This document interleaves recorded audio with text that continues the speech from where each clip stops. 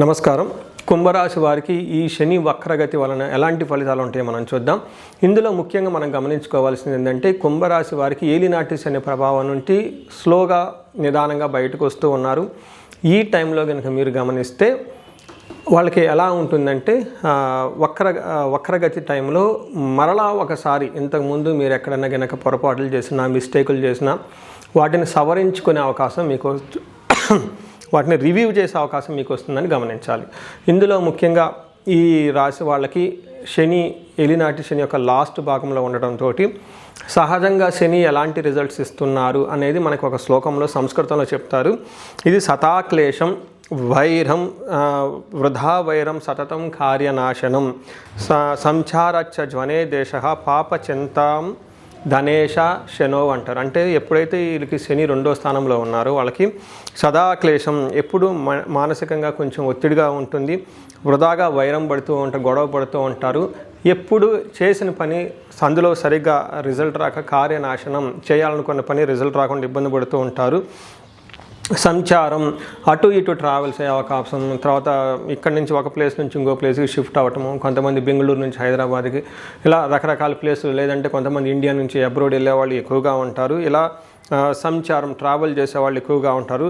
స్వజనే ద్వేషం అంటే చుట్టాలు బంధువులు మిమ్మల్ని ద్వేషిస్తూ ఉండే అవకాశం ఎక్కువగా ఉంటుంది. దీనితో పాటుగా పాపచింతాం ఏదో ఒక స్మార్ట్ వర్క్ చేసి ఏదో విధంగా ఈ ప్రాబ్లమ్స్ నుంచి బయటపడిపోదాం అనే ఒక నెగిటివ్ థాట్స్ కూడా ఎక్కువగా ఉండే అవకాశం ఉంటుంది.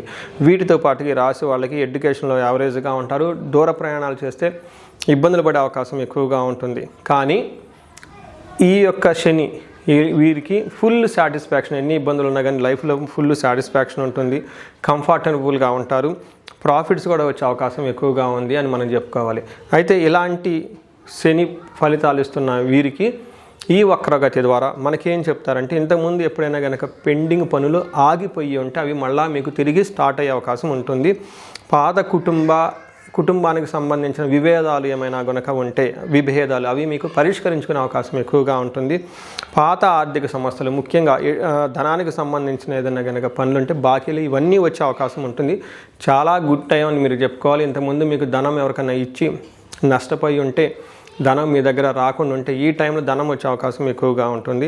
ప్రయాణాలకు సంబంధించిన పనులు పెండింగ్లో ఉండే అంశాలు ఏమన్నా ఉంటే అవి పూర్తయిపోతాయి. ఇంతకుముందు ట్రావెల్ చేసిన మొక్కులు ఉన్నా కానీ దూర ప్రయాణాలు వెళ్ళాలని మీరు అనుకుంటే ఈ టైంలో వెళ్ళే అవకాశం ఎక్కువగా ఉంటుంది.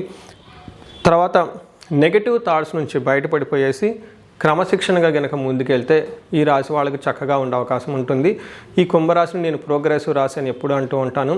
ఎందుకంటే ఏలినాటి శని అయిపోయి స్లోగా నిదానంగా ప్రోగ్రెస్ టైపు వీళ్ళు వెళ్తూ ఉన్నారు కాబట్టి. సో ఈ రాశి వాళ్ళకి అష్టైశ్వర్యాలు కలగాలి, భోగభాగ్యాలు కలగాలని చెప్పేసి నేను కోరుకుంటున్నాను.